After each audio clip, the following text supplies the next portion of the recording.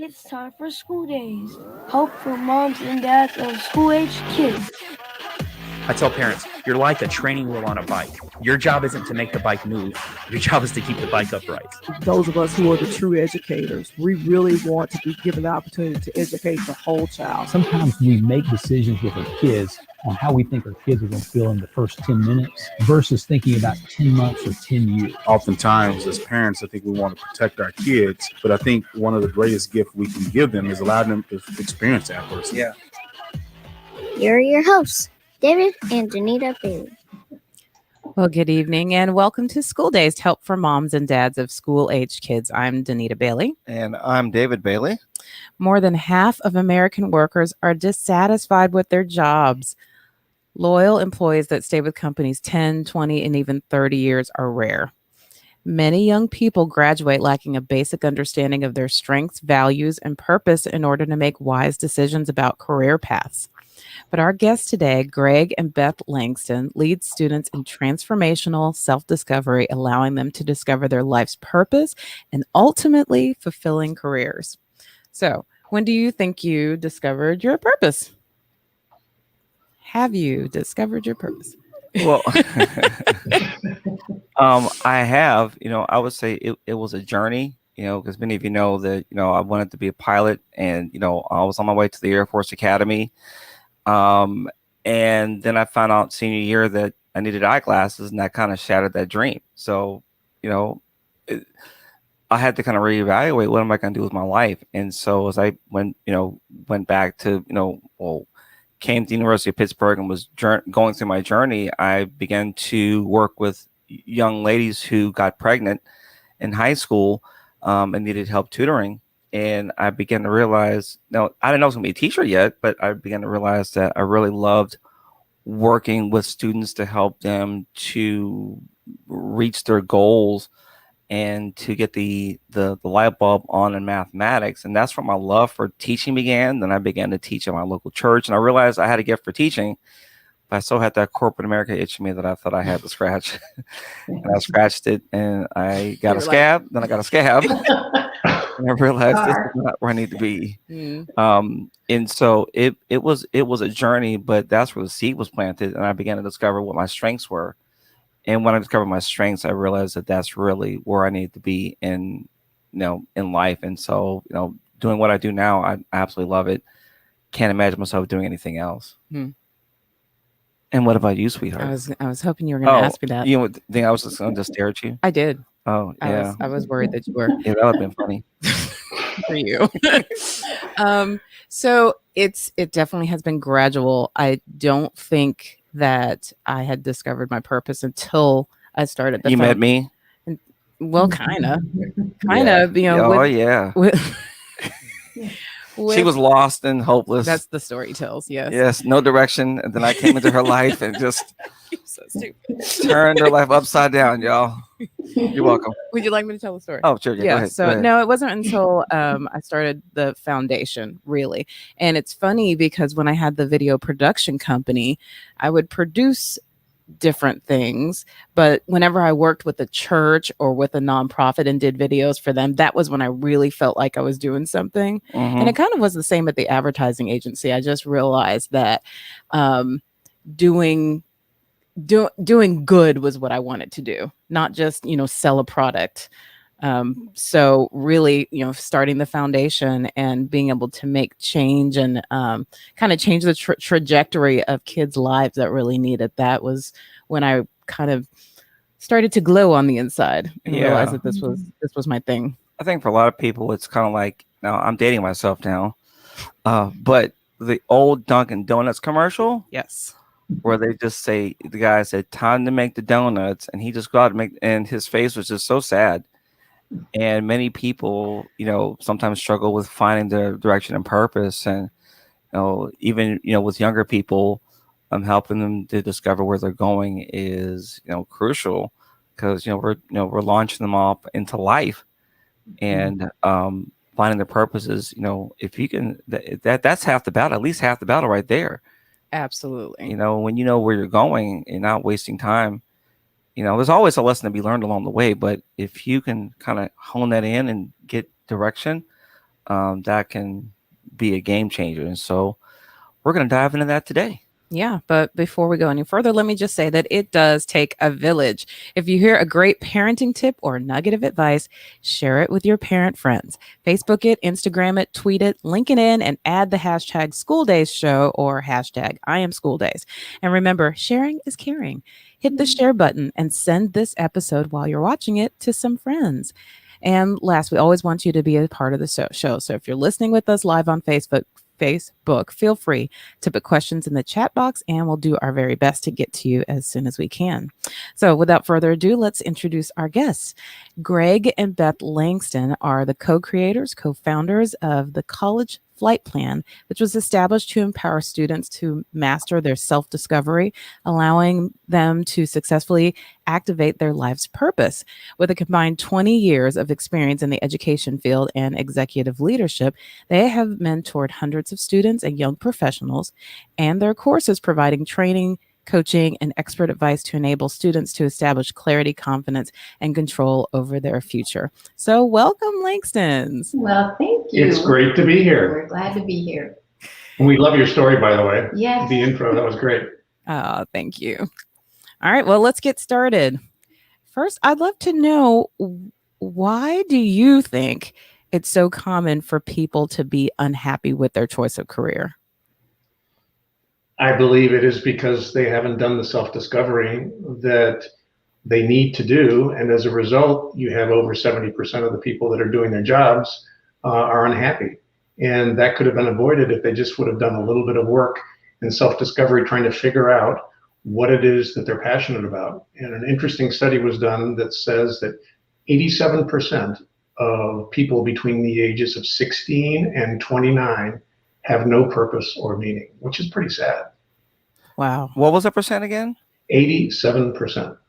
87%. That is no purpose or meaning. So just literally what you just said, waking up, time to make the donuts. Time to make the donuts. Yes, yes. And it's, as you were saying, you were launched without maybe learning your strengths. We all were. This is a new concept to teach children their strengths and values before they go out. And it sounds like your purpose, both of you, your purposes found you as you realized what your strengths and values and interests were.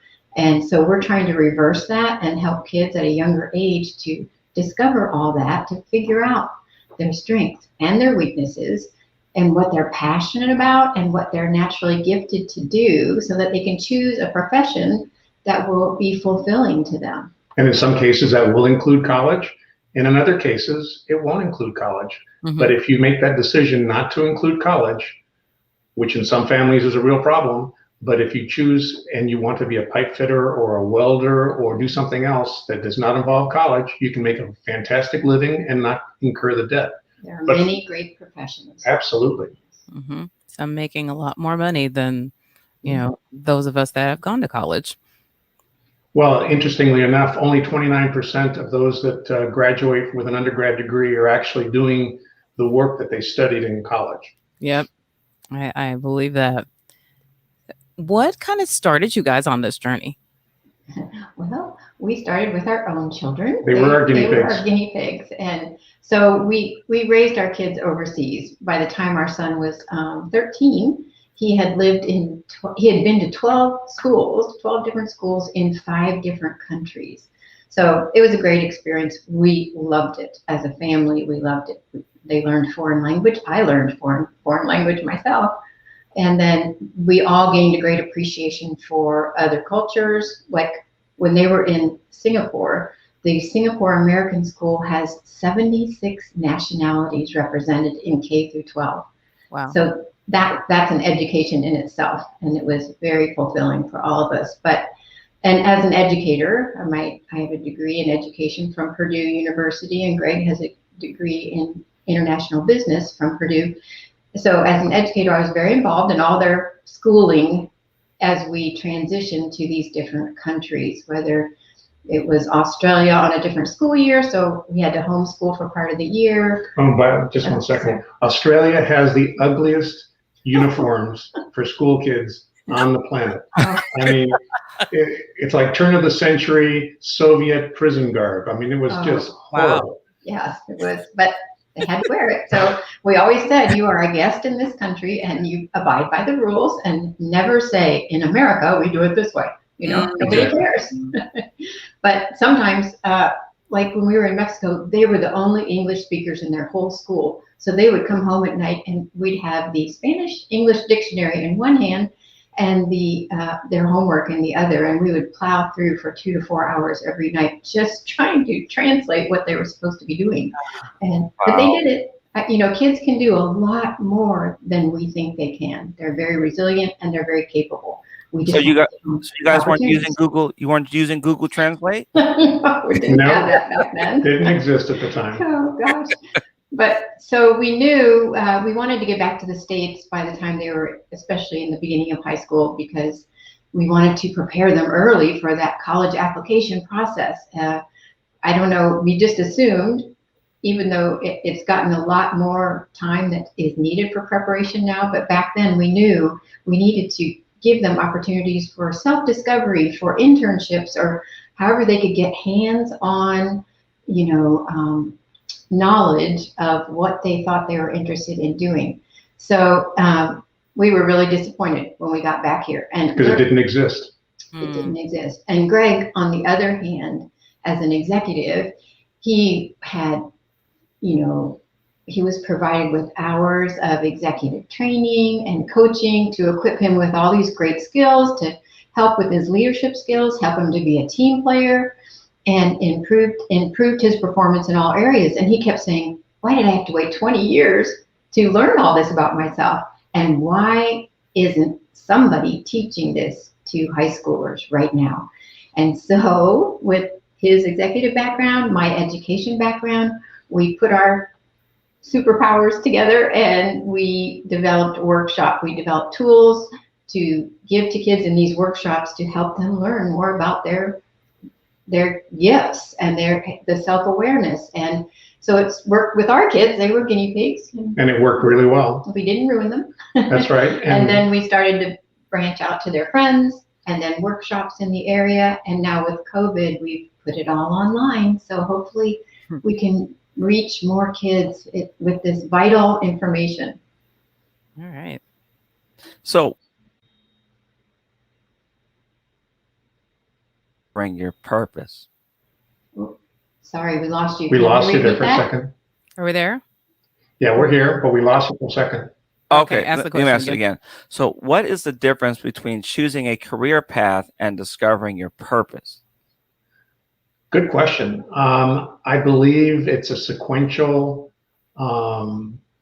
situation where you find out what your purpose is first, and then you can determine what your best career is.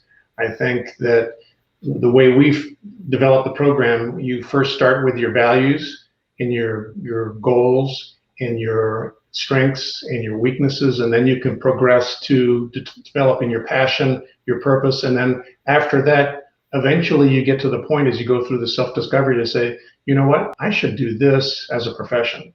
And so this is what I would be really good at. Right. Versus doing something that a person's parents say, well, we're all doctors, you need to be a doctor, or I've always been an electrician, you need to be an electrician, when Susan or John would not be a good electrician. I mean, this is something that is unique to each individual where they determine their own path. How early do you recommend students start on this? How early is too early? Well, for what we do, we like to have freshman, sophomore, junior, senior, whenever they can fit it in their schedule, but the earlier the better. But there are other ways for younger kids that you can develop all these, a bit of self-awareness and asking them, how did they use their gifts today? Realizing what their gifts are. How did you use your kindness today at school? How did you share with somebody today? How did you share? What did you do that made your teacher proud of you today? You know, those type of things, realizing, oh yes, I do this well. I do this well, you know, and it's okay to talk about what you do well. And as parents, each kid does something well, and it's our job to pull that out of them and find it and help them realize it and run with it. So what habits and routines do students need to develop now to be successful adults? What are those skill sets that they need to be working on in this age range? Well, I think that they need to learn how to set priorities, and that's something that they really don't know how to do very well. But they also need to do, there are 6 things that we suggest that people do that I've always told my son and daughter that are high potential essentials, that are, number 1, understand what are your values and then live by them. Number 2 is do what you say you will do. Number 3 is arrive on time. Number 4 is finish what you start. Number 5, say please, thank you, and you're welcome. And number 6, be willing to apologize when you're wrong. And just think, if everybody in our families were to do that each and every day, or all the people that we work with or coincide with, if they were all to do that, how much better off we would be. So much better. Or just in marriage. Exactly, right? I'm sorry. Yeah, do tell, David. Come on, do tell. Not me. This another is, show. No, this is about my wife. I'm trying to help her out. I'm good. So how do you, I think that this is a struggle for adults. How do you discover what your values are and define your goals? Especially at such a young age, because I think that this is definitely something that adults kind of grapple with. It's so true. And kids haven't really had the opportunity, the ones that we encounter, it's like nobody's really ever asked them what their values are. Adults, as adults, hopefully we know what our values are eventually, if we've ever thought about it. But for kids, they really haven't been given the opportunity to think about it. Or they've assumed their parents' values in terms of integrity, hard work, intellectual, rigor, whatever the case may be, excellence. And so what's unique about our program, and we encourage those parents that are out there, help your students. And there are resources out there, not just ours, there are resources to try and help a student find out, what are my core beliefs? What is it that I value? What is it that I will not negotiate on?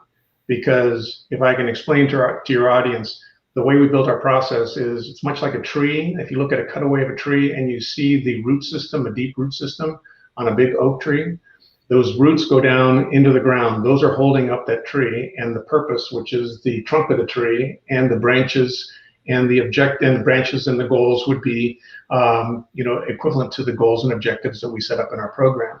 If you have a strong root system and you know why you stand for something and you're making decisions in accordance with those values, the tree's not going to be blown over. And it's particularly important when you're no longer with your parents and you're off by yourself, that a student can say, I'm going to make a decision that does not violate my values or my core beliefs. And that's what we start. We begin with that. And the way we do it is we provide them with a list of 60 different values with an explanation. They go through a card sort process, and they determine which ones of those values they really resonate with them. And then we put them through a test where they can figure out, what should I start, stop, and continue doing relative to my values to make sure this is truly my own core values. I love that you said that you give them a list, because I was having lunch with a girlfriend today telling her about this upcoming show. And she said, well, what are your core values? And I was like, oh, I really had to think. And then because she had thought about this, she comes from a corporate background. So this is something that's not unfamiliar to her. But so she started to list hers. And as she did, some started to pop in my head. And I was like, oh, okay, these are some of mine. But I literally had never thought about it before. I have values, but it's like articulating them was pretty difficult to do on the spot. So it's great that you're teaching these students to have them front of mind and live by them. Right, and the list explains each value also in case they're not sure what it means. And we can identify with a lot of these values. We have lots of values, but we try to really narrow it down for them to those most important ones that they feel really guide them. And if they have one that is, deeply rooted and it's not on the list, then they can incorporate that. And another element that I think is really important is they initially start with 7 values, then they hone it down into 3 core values and in order of priorities. So they go from their first and most important value, the second and the third. So if a decision is going to violate your third, it doesn't violate your third core value, and it doesn't violate your second core value, but it violates your first core value, then you know the answer. You shouldn't do it. Love Wow. that. That's so good. We did a show about teaching children leadership, and he said something similar to that. Scotty Sanders said something similar to that there ought to be 3 things that you are kind of the umpire for your decision making. You know, I was just interestingly just this past week, we're going through a really great social emotional learning program at my school with our middle schoolers. And this week we were talking about their core values, and I said to them, I said, you know, your core values drive everything you do, and you may not even realize it or not, but every decision you're making on what you do and don't do is driven by your values, whether you know what they are or not. Right. And so I asked them, what are your values? And they looked at me like a deer in headlights. They literally did, because they hadn't thought about it before. Like you were saying, that time of reflection is not necessarily there. So I'm working with 8th graders. And so this is great because it helps to bring clarity to what those values are, because they've never had to evaluate them before. So this is great. And we're so pleased the schools are now beginning to integrate SEL into the training. The thing that we found is that while the SEL determines, you know, how are you feeling, how are you responding to others, how do you feel about when somebody says something, you know, how are you reacting? I think that's all fantastic. But what I don't believe SEL is teaching, and this is what we believe we add to the SEL, we complement the SEL, is we say, with you feeling this way or you acting this way and impacting and adding value to other people, what are you going to do differently going forward, and how are you going to incorporate that into your goals going forward 1 year, 5 years, 10 years down the road? And that's what we were just with one of the head people in the local school district here in California, who said, in my 38 years of teaching, I have never seen a program that's this comprehensive that incorporates the SEL of the student, their parents, and the teachers. So we're looking at developing a pilot program here locally, which is really exciting for us. That's awesome. One of the things that I loved about your program is that you require students to get feedback from trusted advisors about their strengths and their weaknesses, etc. So who do you recommend they choose, and how do you help the students truly benefit from the feedback when it's kind of unexpected? Well, that's a great question. And so we don't really recommend to them, because we find that the student usually picks a parent, a grandparent, or an aunt and uncle, to somebody close to them that will give them honest feedback on what they're being asked, will encourage them to keep pushing through the program and learning all that they can. And we found, what's the statistics on accountability partners? Right, that, you know, if you share with somebody that you write something down, the probability, and I mentioned this, Denise, when we were talking before, that if you write something down, the probability of success is, single digit. If you tell everybody, hey, I'm going to lose 5 pounds, after they say, yeah, sure, the probability of success is typically 65%, because you feel that pressure for you to perform. But if you have an accountability partner, it goes up to 95%. And so that's why we suggest to the students that they pick somebody who's going to give them the cold and varnished truth, and they typically do not pick a friend, because they realize, listen, this is a unique opportunity for me to really dig deep and find out a lot about myself. And so they typically pick, as you say, a parent or somebody who will give them that feedback. The information is confidential, so they don't know which person sent them that information, but they get 200 data points. And this is what's really unique about the program. They get 200 data points of information from these 8 trusted advisors that say, you know what, you're a young person, but this is what you really do well. Mm-hmm. And many kids don't hear that they do lots of things very well, because so that's unexpected. Right. In school, how are we measured? We typically look for the red circles, like what did I do wrong? Versus, hey, I do this really, really well, and these are the things that I don't do so well. And if you get 8 different people saying one or the other, then you also do it for yourself. You therefore can compare the information and come to some conclusions. They also determine how they add value to other people and how others perceive that they add value to other people. Then they also get from each of the 8 trusted advisors 3 recommendations at least. And this is free form words. It's not just one word. They can write anything they want, and it's all confidential, saying these are the areas of study, or these are the professions that we think you would be uniquely gifted to do. And so they get that information back, which is really valuable for them to make a decision. And they also have to fill out the survey so they can compare what they think their gifts are to what others observe their gifts to be, which is very interesting too. So how do you help them to become good feedback receivers? I think that on the whole, people are not very good at getting feedback. Now, not necessarily positive feedback. You do these things great, but when they do receive the negative or constructive feedback, how do you help them to receive that, with grace and understanding that it's meant to make them make them better? Yes, well, we tell them how fortunate they are to be able to learn this early, because a lot of people 20 years down the line, they're finally learning, oh, I am not good at that. But at least they have someone else to give them that input, not just their own or not just their parents, which parents usually know their children pretty well.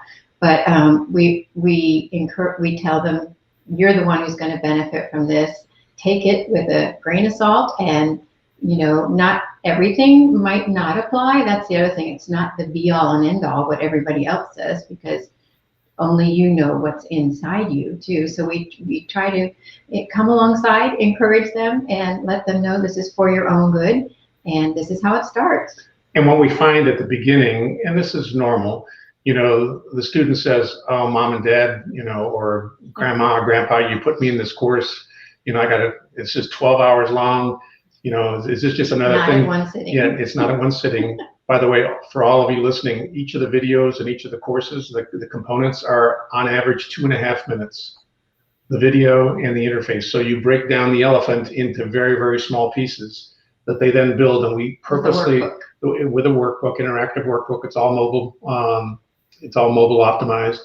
And what we've done is we've purposely layered the information in a sequence that comes alongside the student and says, listen, we're going to paint your story, and we're going to come alongside you, and you are going to discover, you're going to think back on stories, who's impressed you, when there's been a time in your life that you've been particularly jazzed about something, that you particularly like something, who impressed you both positively or negatively, and what did you learn from that?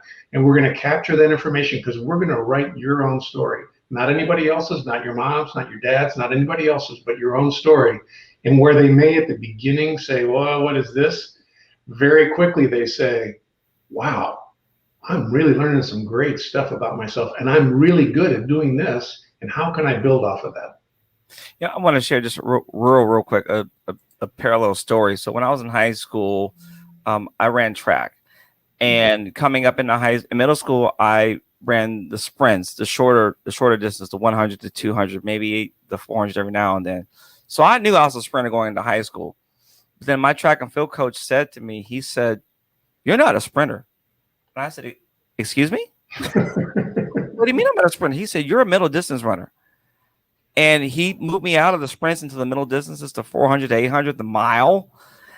And I took off and soared to the point where we ended up going to the state track and field championships. And our relay, we medaled at state. And it was because my coach saw my weaknesses and said, this is not where you soar. And he knew, because he knew what it was like for sprinters, you need to make that shift. And that's when I really took off. So, the parallel was the same and yet different, but to your point, when someone can really see what your strengths and weaknesses are and help you to repoint and redirect you, then that's when students can take off. And I found coaches are really good at that too. They can see, because they're used to dealing with all these athletes. And with our daughter, it was the same way. She was a volleyball player. She is 6'1", which helps. You can't teach height. But her high school coach says, "I want you to try high jump." And she's like, "I've never done high jump in my life. I wouldn't know what to do." Sure enough, she was undefeated in her whole career and had like 3 state championships. Yeah, he knew. He could see it in her. She just had to learn how to do it. Danita, you mentioned going back to the original point or the original question, how do you deal with someone who doesn't deal well with the feedback? That's where we've already talked about the benefit of everything they get, but that's where the accountability partner comes in as well, because throughout the program, through each one of the major sequences, they sit down with the accountability partner and say, this is what I'm seeing, this is what I'm reading, does this make sense to you? And they'll say, well, yeah, you don't do this, or yeah, you do this really well. And so that's another way to affirm the student or to help the student who might be struggling with the negativity or the constructive criticism, to be able to explain it to them in a way that they trust that trusted advisor, if that makes sense. And well, a lot of what we get is that, oh, you tend to procrastinate. And most of the time, the student knows that they do that. That's the thing. It's in there. They know it. But, oh, yeah, it's hard to hear from somebody else sometimes. Yes, 100%. So what do you tell parents who already have their children's futures mapped out and find it difficult to buy into their child's newfound life purpose or chosen career path? Well, actually, usually by the end of the self-discovery and the self-awareness that students gain, and hopefully other courses too, what we've noticed with ours, that the parents are totally impressed by the transformation that they see in their child.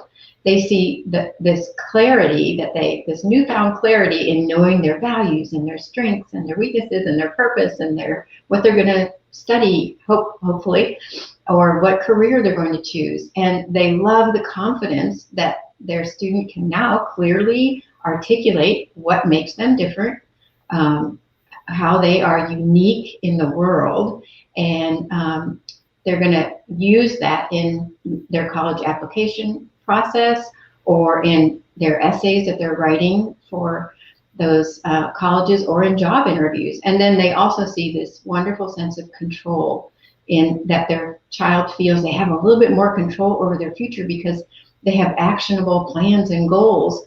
And for us, the parents are usually like, sometimes they're in tears because they're like, I didn't know this about my child. I've known you for 16 years and yet I never knew this about you. How great is that? And it really helps the child get that sense of independence and that beginning of taking control and ownership of what they're going to do. And it's very evident to the parents. And David, this is particularly true, what you stated is particularly true with certain cultures around the world.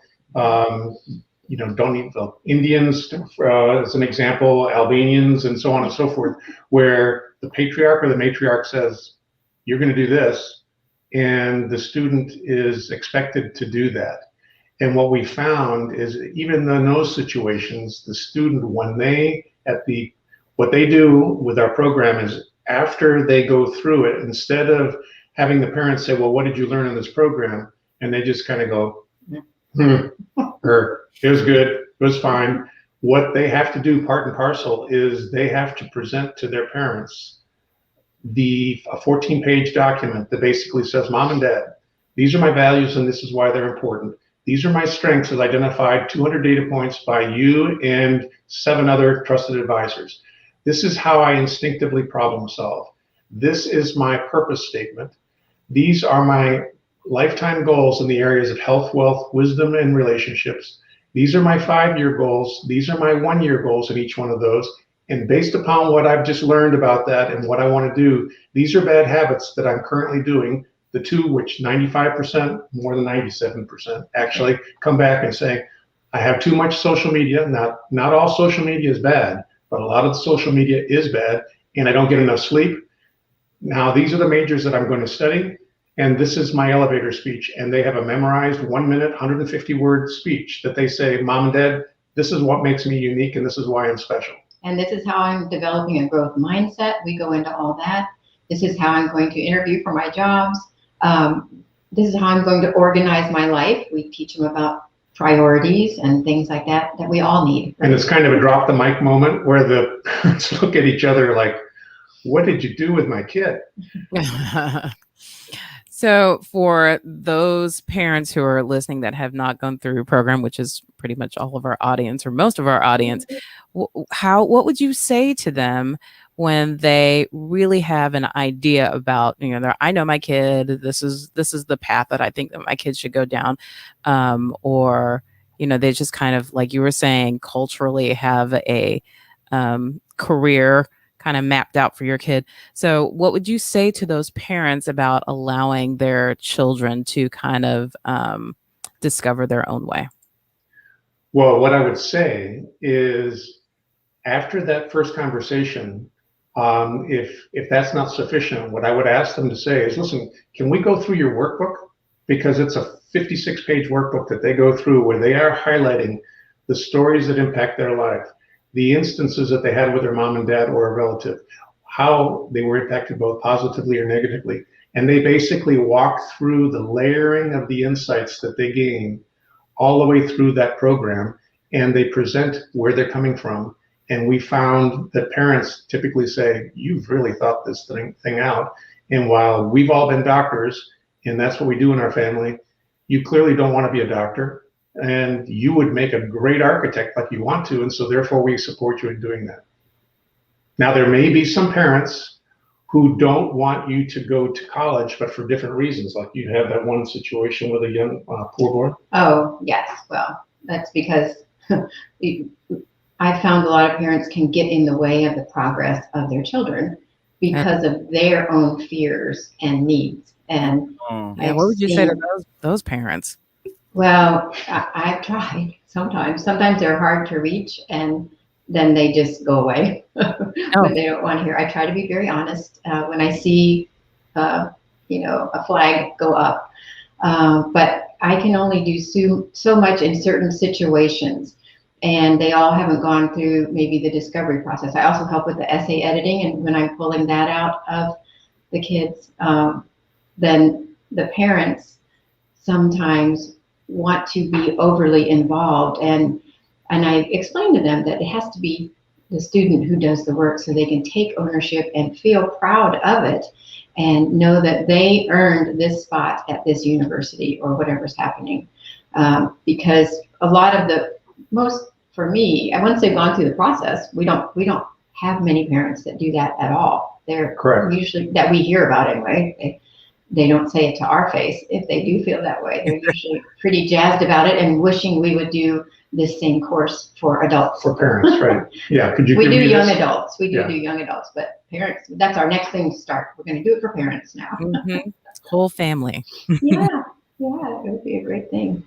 So how do you work with parents who maybe the motivation for their desires for their children to go into a particular field is driven financially, and maybe what their child's life purpose is not going to necessarily be monetarily rewarding. Like the family of doctors, and the child wants to be an actress, right, or an artist, or a starving artist, or but how do you help parents to reconcile the financial aspect of that? I mean, sometimes it can be rewarding, and sometimes we don't know, and that's true. Yeah, how do you help them to maybe reconcile those types of challenges? Yeah, because I think sometimes kids have an idea of where they want to go and what they want to do. Like, we had Holly Sharp on the phone or on the show, and she said she wanted to go into marketing when she was like in junior high, and she did go into marketing.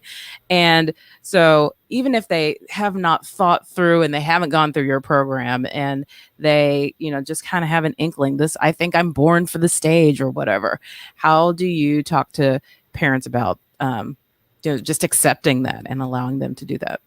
Yes, and I know that is hard to do, and in some of those professions you want to have a fallback to earn money. Our daughter, she played volleyball in college at Michigan State. It was a great experience, and then she wanted to be a professional beach volleyball player on the AVP, which she did. She was. But she had to piece together, even though she had a college education, she had to piece together her life and her earnings so that she could support herself doing the AVP. We called her our starving professional athlete. Because if you're in the top, four, you make a six-figure income, but everybody else does not.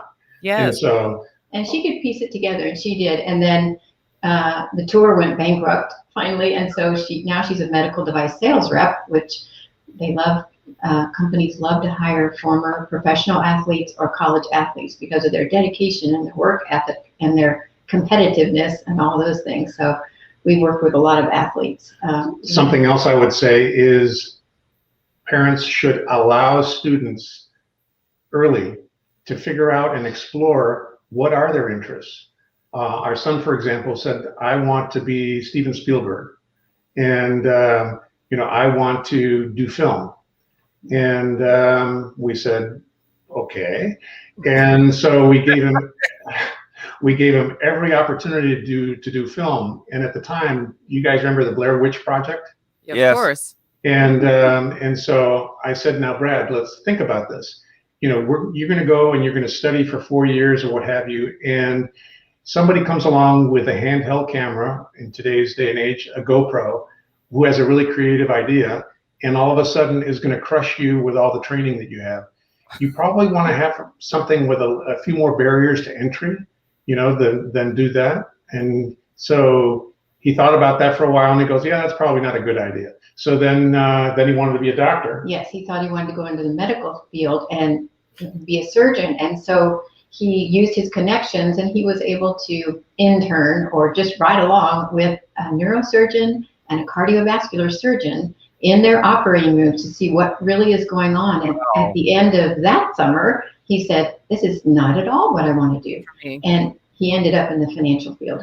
So we encourage parents to really give the opportunity for your students to figure this out. And one of the benefits of the self-discovery is it helps a student to determine, this is what really interests me, and this is what really doesn't interest me. Right. And right now I'm in 3 sports. Why do I have to be on 3 sports? Maybe I take the time that I'm using to be on those 2 sports. I like the 1 sport, that's my favorite. But the 2 other sports, maybe I can dedicate it to go into a lab, or I can dedicate it to do some special study or some volunteer work that will allow me to create more of what I see myself doing in the future.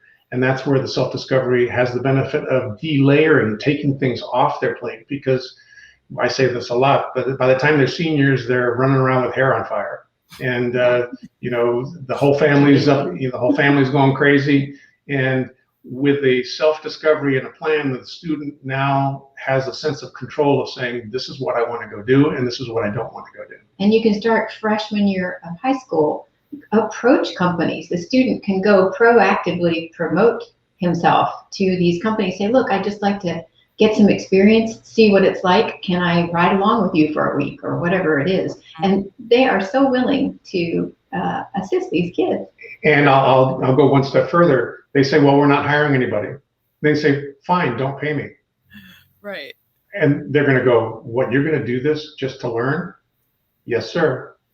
Or yes, ma'am. Mm-hmm. And the kids would be surprised what kind of opportunities they would find, and the people's willingness. If they see somebody who is clear-eyed and trying to figure out what they want to do, and they can share, hey, these are my distinct natural abilities, these are my strengths, this is what I do quite well, they're going to say, I want to invest in this kid. Yeah, and I'll just go out on a limb and say, if anybody wants to know about nonprofit management, I will take free labor. Good for you. You can find me at nogginfoundation.org. So can you tell us about you have your students do a purpose statement and an elevator speech. What are both of those things? Okay, the purpose statement is a statement that describes why they do what they do. A high school student is a freshman, junior, sophomore, senior. That's who they are. What they do is they get good grades, or they, take good tests. But why they do it, what gets them up in the morning, that's their why statement or their purpose statement. And so what we do is we help them to determine, based upon all the information that they've already curated, their values, their strengths, their weaknesses, their distinct natural abilities, how they solve problems, how they, based upon a series of 10 stories that we help them curate from their past life. And everybody has a story, both positive things and negative things, to determine what is going to direct them for the rest of their lives. That is basically their strategic north, their personal North Star that they're going to follow. The elevator speech comes at the end of the program after they've determined everything that makes them unique, what their strengths and their weaknesses are, and it's a curated 150-word, 1 minute press play button to say, this is who I am, this is what makes me special, this is why I should be in your university, this is the research I've done, I'd like to know who's the next person I should speak to in order to get accepted at your university, or in a job, they can tweak it a little bit as well. And so those are two different things. I mean, I think I would pass out if I talked to a teenager and they said this to me. It's happened. We've had kids go through the program and then they go to apply for a summer job, and they'll get back to us, oh my gosh, I could just retool my elevator speech and I could speak right to it and I got the job. So Fede, we have one client who's in Bogota, Colombia, and very smart young man, and he wants to go to school in either Germany or Spain. And so the person from the school, the university in Spain, called him and said, so tell me about it, what's your name, and so on and so forth. And he went on and did the same thing that Beth just mentioned, said, this is what my distinct natural abilities are, these are my strengths, these are my values, this is what I want to do, this is what I think is unique about your university. And the person said, who are you? Right. Because adults can't do that. Exactly. Yeah, it's I'm always impressed whenever I see young people that are confident who they are. Look you in the eyes. Yeah, it was interesting because even like with our son, we're the type to say, if you want it, go get it. Like, for example, he wanted to go to camp, and so we said, well, when we made a conscious choice, said, okay, if you want this and you got to pay for it yourself, he got out there and hustled, started knocking on doors and telling people what he was doing, or he would cut grass or whatever, and he would just come back with piles of money. Oh my gosh, it was crazy. I was like, you could not have cut grass in that amount of time. Wow. They said, well, I told them I was trying to cut grass, but they were like, we don't need our grass cut, but here's some money.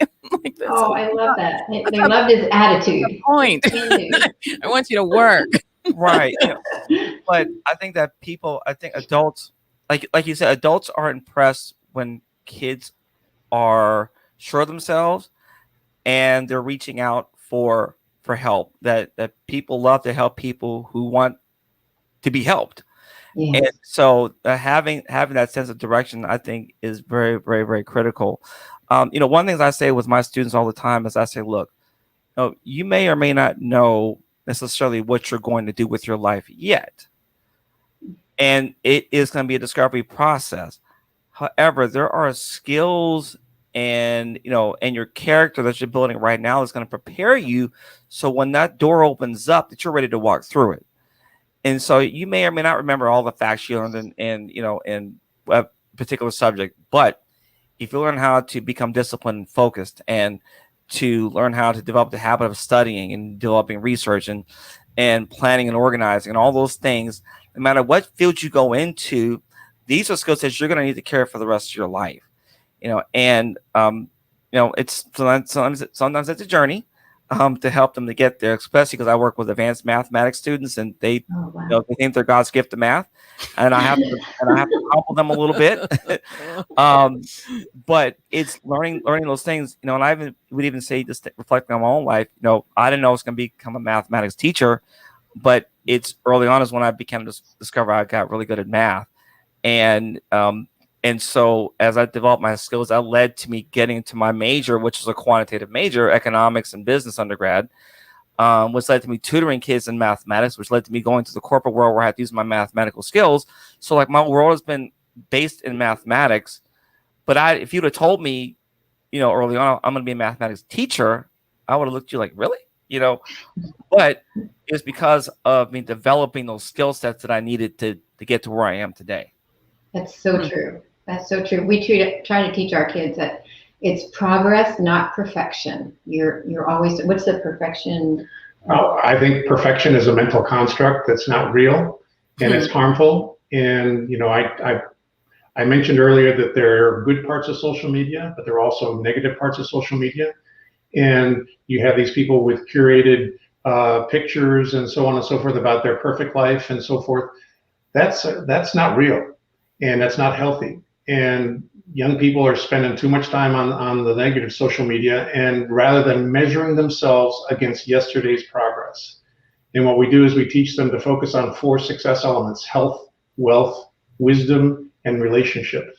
While they're in school, their job is not to generate wealth. While they're in school, their job is to get good grades, and it's educational accomplishment.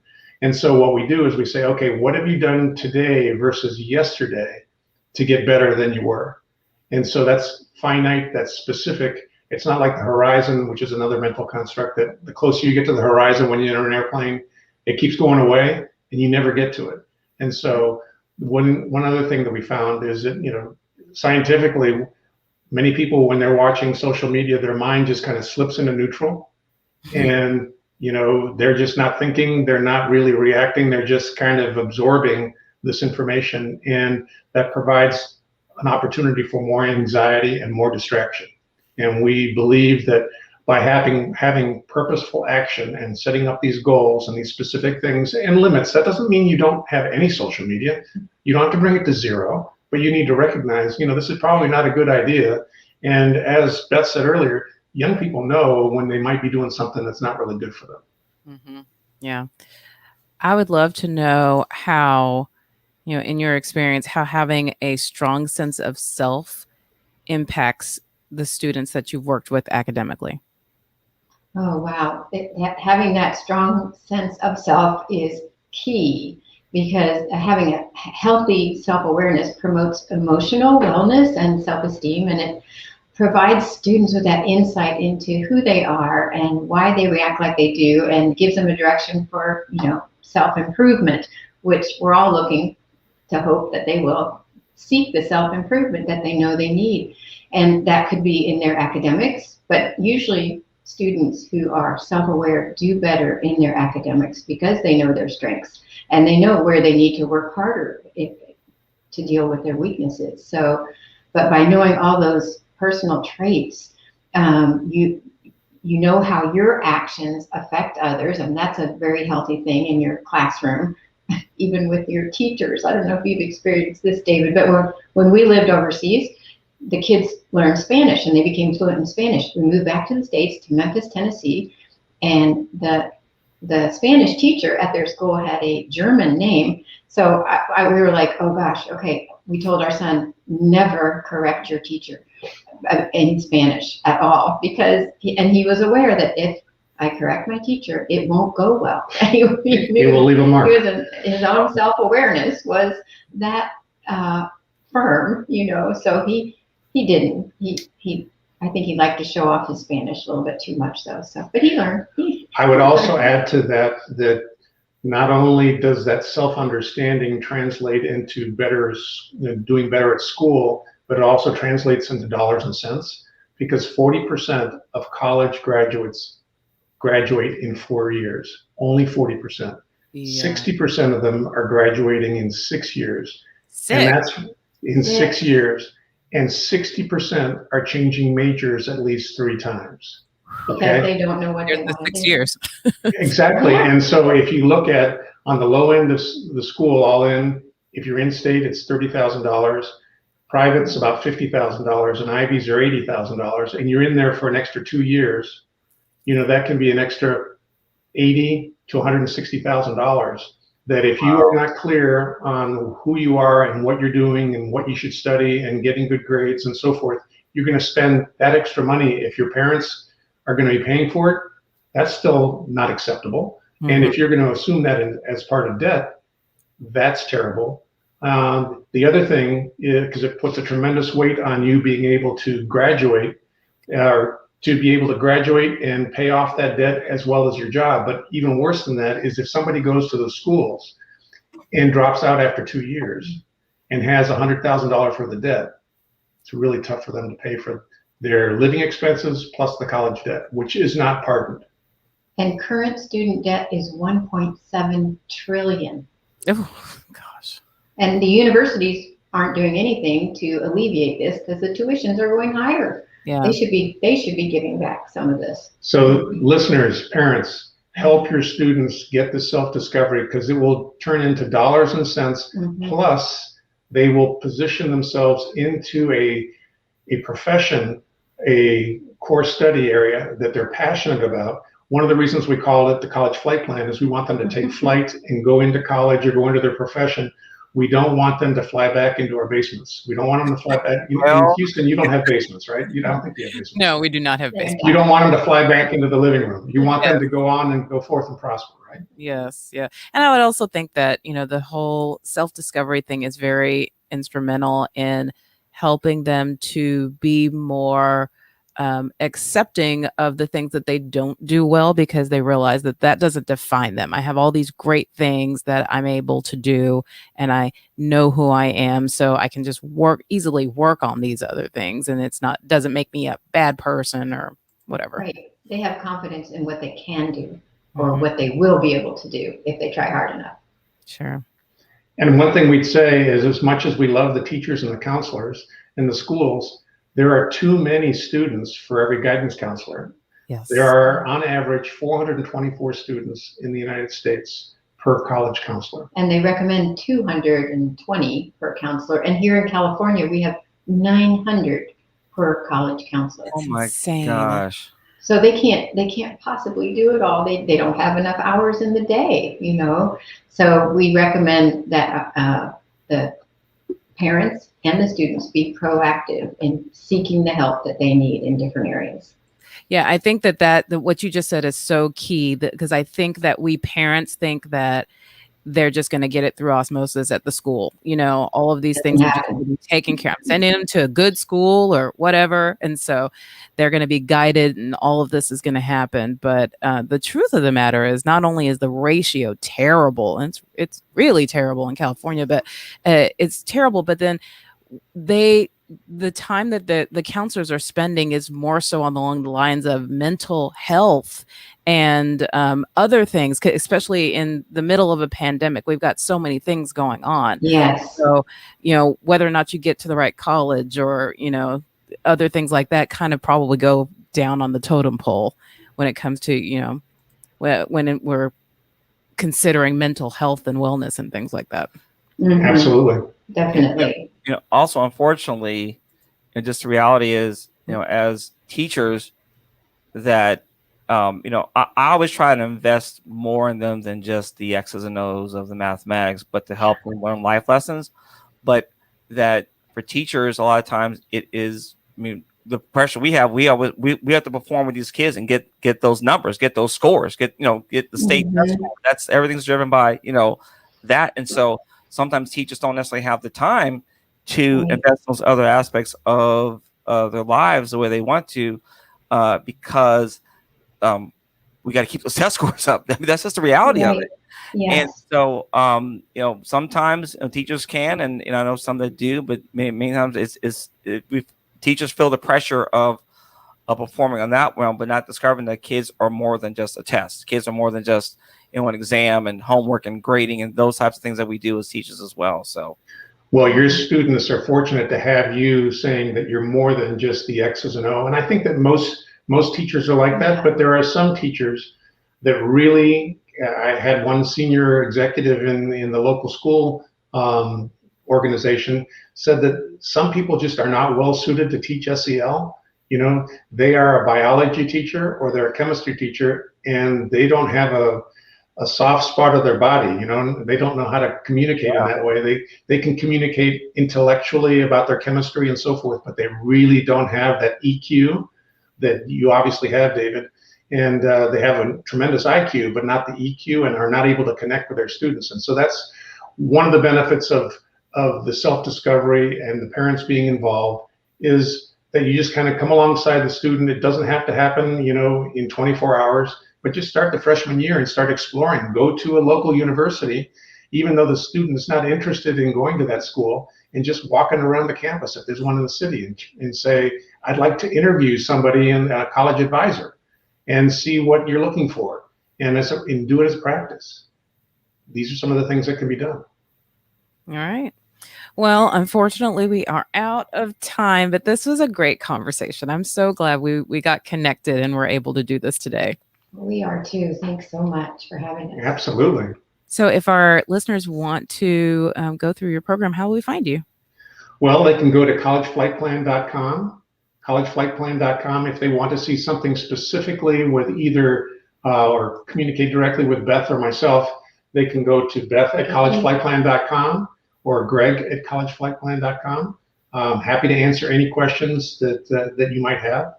And for your audience, we put together a special document that's a guide that helps parents deal with the self-discovery that teens are trying to do.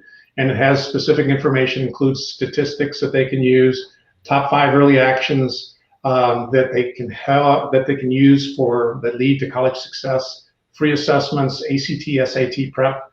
I mean, I know that a lot of people are saying that those are optional, but we encourage people to take your ACTs and SATs because that's really going to help you get noticed if you have great grades.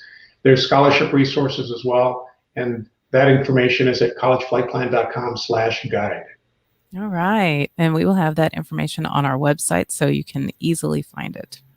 All right. Well, Beth and Greg, this has been a pleasure. Thank you guys so much. Well, thank you. Thank you, Danita. Thank you, David.